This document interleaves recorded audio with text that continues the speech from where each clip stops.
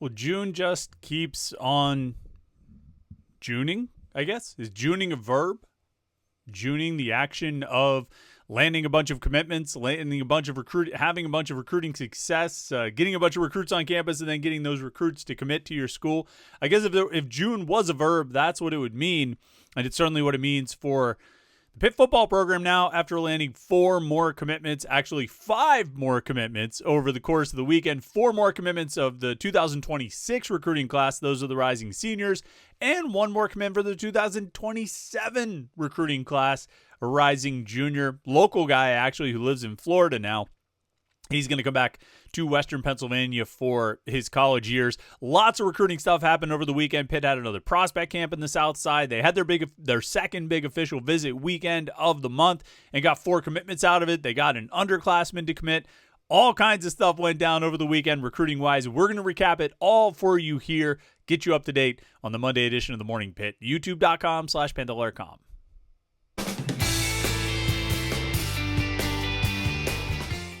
Yeah, it's Monday. It's the Monday after a big recruiting weekend, and we're here on the Morning Pitt, youtube.com/Panther-Lair.com. I'm Chris Peak from Panther-Lair.com. You see the website below, Panther-Lair.com, the Pitt site on the 247 Sports Network, where you can get all your Pitt football and basketball and recruiting and transfer portal and everything else news. Everything going on in the world of Pitt sports, we covered at Panther-Lair.com, and we have message boards for you to talk to other Pitt fans about everything going on in the world of Pitt sports. It's all right there at Panther-Lair.com. That's the best place to be. I think it's the best online community of Pitt fans you're going to find. And the message boards, I mean, it's for interacting and engaging with other Pitt fans, but also we kind of drop, little nuggets and info and things like that on the message boards as well. Sometimes there's things we don't necessarily need to put it into an article. We definitely don't want to put out there on Twitter. So we put it on the message boards, and it's a good place to keep up on everything going on in the world of Pitt sports, everything that's happening right there at Panther-Lair.com. Make sure you check out the site. And then, of course, our video channel here, youtube.com/Panther-Lair.com, place we have all our Pitt video content. These daily Morning Pitt videos, Monday through Friday, our weekly live show that we do every Wednesday night at 8:30 p.m. We have post-game shows and press conferences and interviews and all those kinds of things.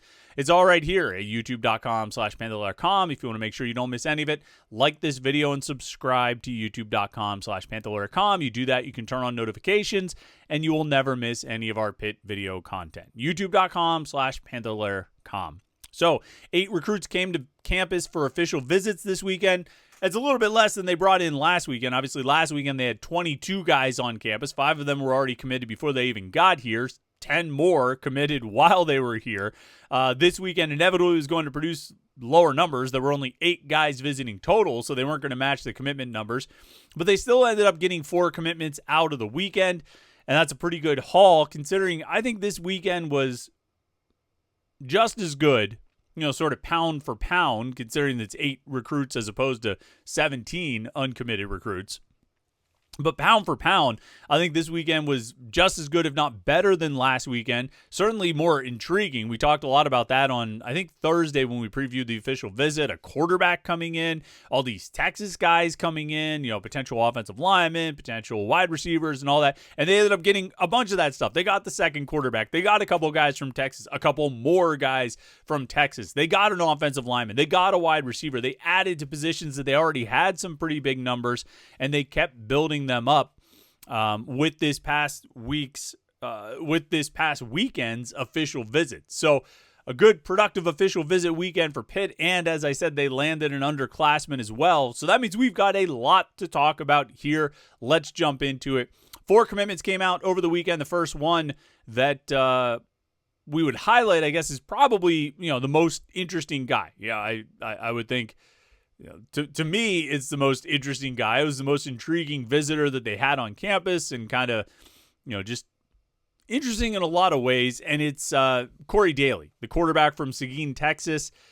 And of course, the reason he's so interesting is because he's a quarterback. Pitt already has a quarterback committed in the 2026 recruiting class, Angelo Renda, also from the state of Texas. He committed in January, and the same day, Corey Daly announced that he had gotten an offer from Pitt. I think the offer might have gone out before the commitment.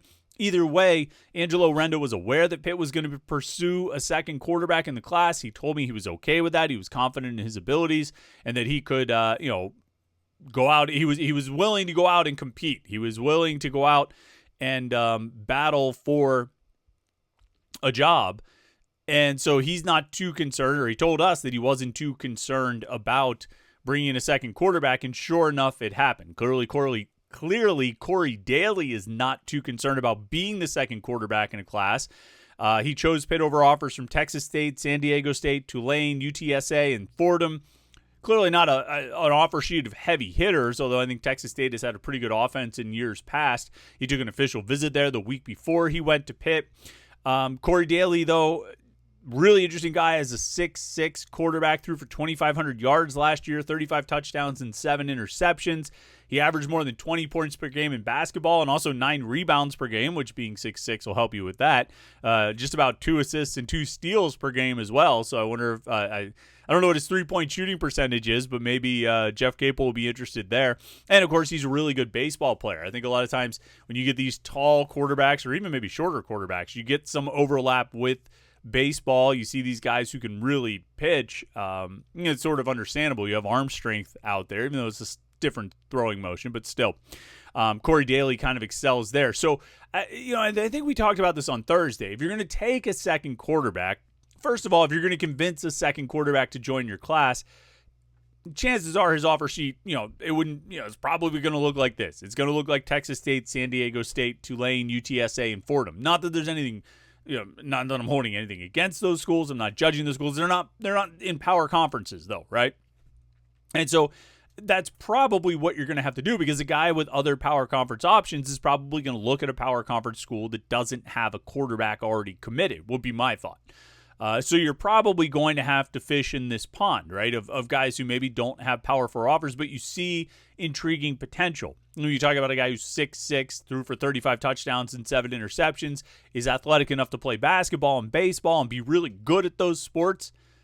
I mean, you could do worse. I think you could do a lot worse than taking. I don't even know if I count this as taking a flyer with Corey Daly. I think he's a good prospect, and he's a good quarterback prospect. He's not just an athlete playing quarterback and getting out and running around and occasionally throwing.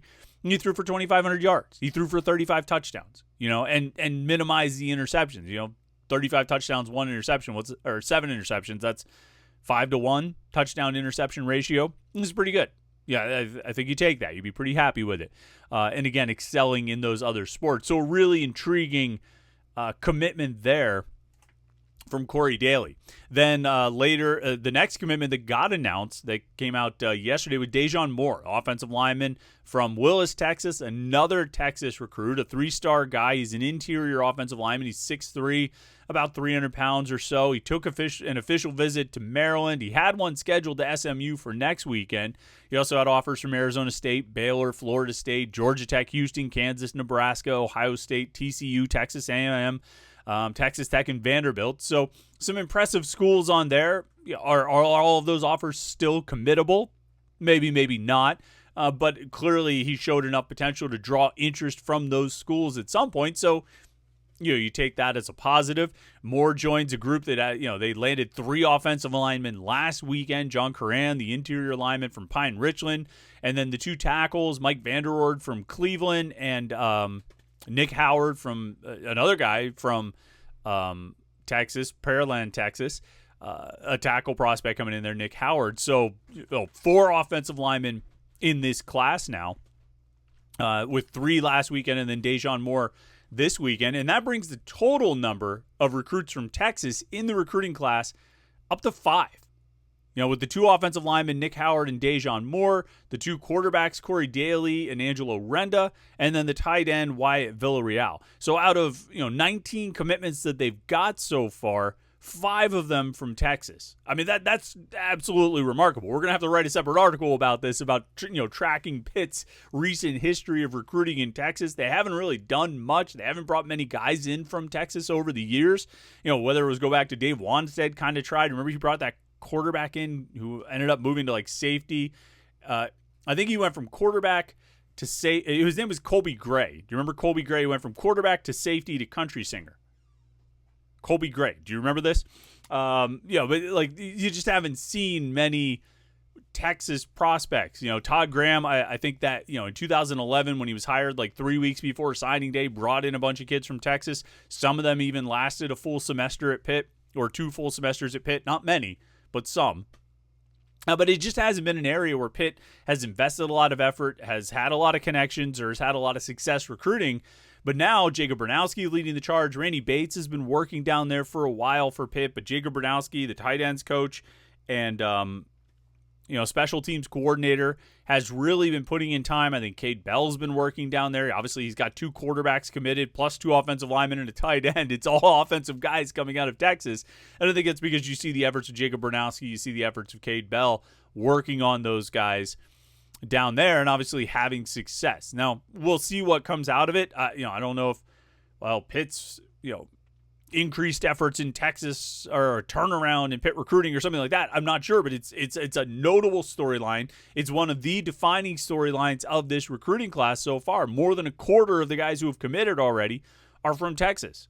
That's pretty remarkable, and it's not something you see all the time or like ever. Other than like the Todd Graham year or maybe like Jackie Sherrill or Johnny Majors recruited a bunch of Texas guys, but it's not something we've seen out of Pitt in any like recent period. Again, other than that Todd Graham year, which who counts that? That was a very weird time. So some big commitments there and obviously continuing that trend in Texas. Now, 2 more commitments came in. These guys are not from Texas, but they are committed recruits all the same. One is Desmond Johnson. He's a linebacker at Miami Northwestern. He's 6'1", 195. Last year he had 83 tackles, 7 sacks, 3 interceptions, and 2 forced fumbles. He took an official visit to UCF a week before the Pitt visit. He also has offers from Arkansas, Florida State, Georgia Tech, Louisville, Michigan, Mississippi State, NC State, SMU, Wake Forest. Good solid selection of power conference schools there, the kind of schools that Pitt often runs into on the recruiting trail, the kind of schools that Pitt often faces on the field. Georgia Tech, Louisville, NC State, Mississippi State, Wake Forest, SMU. I mean, they don't play Mississippi State, but I mean, that's that sort of level that most of the games Pitt plays are against teams in that tier. We're not talking about, occasionally they'll get a game against Clemson or what have you, but most of the teams Pitt's going to face, and the games that truly, if Pitt wins, will be the games that separate them and elevate them to the top of the tier, is against some of these teams they're beating here on the recruiting trail. So for Dejon Moore, they beat out Arizona State, Baylor, Georgia Tech, Houston, Kansas, TCU, Texas Tech, Vanderbilt. For Desmond Johnson, they beat out UCF, Arkansas, Georgia Tech, Louisville, Mississippi State, NC State, SMU, Wake Forest. Like, these are the recruiting battles you need to win consistently if you're Pitt. Obviously, you'd love to beat Alabama and Ohio State for every recruit that you get, but that's probably not going to happen. And you're not really, use the phrase that I used before with Corey Daly, you're not really fishing in that pond. You're not really trying to make those inroads. What you're trying to do is beat these schools that are in the same tier as you, and that's what they've done with most of these recruits here. Desmond Johnson, just another really good linebacker prospect, adding in with Isaiah Simmons, who they got last week, Marcus Jennings, who they got earlier in the spring. They've now got 3 really good linebacker prospects in this class after signing, some, pretty intriguing guys last year, some really good recruits at linebacker in the 2024 class. Obviously, the 23 class was loaded with Jordan Bass and Rasheem Biles and Braylon Lovelace. You go back to 2022 with Kyle Lewis. I mean, they are on an absolute heater at the linebacker position. We'll probably do a whole episode of the Morning Pit about this later this week, depending on how things kind of pan out. If we don't do it this week, we're going to do it next week. I mean, we're going to talk about Pitt's linebacker recruiting and the play on the field over the past few years, because it has taken a serious upswing. And Desmond Johnson now being the latest recruit to join. I think he could be a middle linebacker. He potentially could play outside, but I think he's got a lot of experience playing inside and could be a good fit for Pitt there. And just looks like another guy, along with Isaiah Simmons, along with Marcus Jennings. Like, these are really good linebackers for Pitt's defense. Pitt has found the mold. They've got a real they've honed their approach, I think, to recruiting linebackers, and they're having a lot of success. And then yesterday, the news came out. Pitt got one more commitment, not from the 2026 recruiting class, but from the 2027 recruiting class. That's a rising junior. He's a guy who's going to be a junior in high school next year at the community school in Naples. His name is Colin Urea. Now, Colin's from Western Pennsylvania, originally grew up in the South Hills, or was raised there for the first few years, then moved to Florida. A few years ago, he got an offer from Pitt, I think, last year. He was at the Backyard Brawl last year, a spring visit last year. He came again this spring, and then he was back on campus this past weekend to visit and also to take part in Pitt's prospect camp yesterday. Everything went great. I think he knew he was going to commit coming into the weekend, and he did. He capped off the prospect camp by committing to Jeremy Darvo, the offensive line coach, and Pat Narduzzi, the head coach. And, Colin Urea, really intriguing guy, an interior lineman. He's about 6'1", 280, somewhere around there. I saw him lining up at center during a lot of the drills. Could play center or guard. He's got a nice offer sheet. Louisville, Virginia Tech. I think Notre Dame offered him after a camp or really impressed the coaches. Joe Rudolph, former Pitt offensive line coach, or former Pitt assistant coach, I should say, who's at Notre Dame now as an offensive line coach. He impressed him and did a great job out there. And just another nice piece added to this 2027 recruiting class. You get these commitments early and you get a little bit shaky, you get a little bit nervous. You're like, well, we'll see if this holds. I think Colin Urea is going to hold as a commitment for Pitt. I think he's dedicated to Pitt. He's really committed to Pitt, really excited about being at Pitt, moving back home and spending his college years in Western Pennsylvania after spending his high school years in Naples. At least the weather won't be a shock for him. He knows what he's in for. He knows what it's like to be in Western Pennsylvania in the winter. It's not like Naples. But really good offensive line prospect. Lots of room to grow. I think he will get a little bit bigger, a little bit taller. Like, say, he's about 6'1", 6'2" right now. But I think he can get a little bit bigger but still be an interior lineman.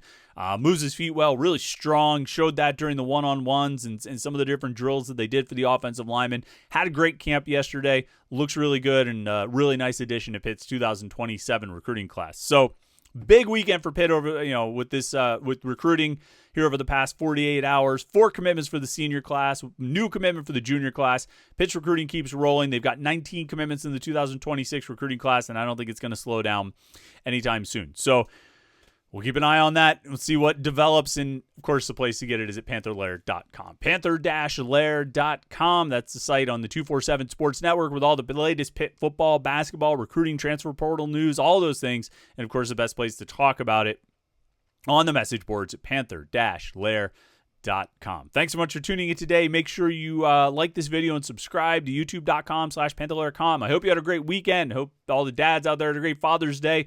Enjoy your Monday. Get your week off to a great start, and we will catch up with you tomorrow for the Morning Pit right here on youtube.com/Panther-Lair.com.